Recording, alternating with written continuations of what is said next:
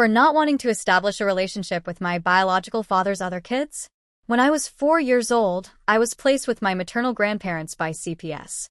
There are different stories about why it happened, but all of them agree that CPS declared my biological parents unfit to raise me. From what I understand, my biological parents and my biological father's wife were involved in some sort of conflict that ended with all three of them being arrested. By the time I started living with my grandparents, my biological father's wife was already pregnant with their first child. For a while, I had supervised visits with my biological parents, but those ended when I was around 6 or 7. During one of the visits with my biological mother, my biological father showed up unexpectedly, and a fight broke out. That was the last time I saw either of them. Honestly, I was relieved. Those visits were exhausting because both of them constantly tried to make me choose between them. My biological mother would tell me I'd be happier if it were just the two of us, and that we could leave and never see my biological father or his wife again. Meanwhile, my biological father would try to convince me I'd love living with him, his wife, and their kids.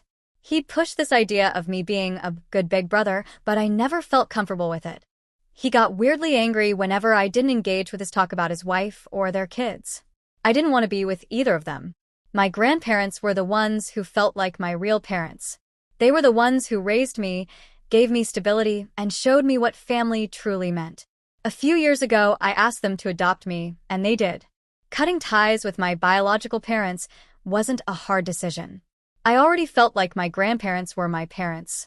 I had them, their kids, who I consider my siblings, and extended family. I didn't need anything else. When my biological parents protested the adoption, the judge sided with me, saying it was in my best interest to sever their parental rights. I've never regretted that decision. Then, about 6 or 7 months ago, my biological father's wife reached out to my grandparents. She said her kids wanted to meet me and get to know me. My grandparents asked how I felt, and I told them I wasn't interested. They respected my wishes and told her it wouldn't happen. She didn't take it well and started pushing harder. When they explained they didn't want her, my biological father, or their children in my life, she flipped out. She didn't believe I had said no, and things escalated to the point where the police had to get involved, twice. At one point, I got a letter from her 13-year-old daughter. She wrote about how she and her siblings had heard about me their whole lives and really wanted to meet me. She even said she tried to find me at school, but couldn't figure out who I was. I think I remember seeing her once. She looked younger than 13 at the time, and I didn't know who she was. But even after reading her letter, I didn't change my mind. Things spiraled from there. My biological father's wife ended up being arrested for harassing my grandparents and trying to harass me. She's furious that I won't meet her kids and keeps calling me selfish for refusing. Now I'm left wondering if I'm the asshole for not wanting to meet them. It's not that I don't understand their perspective.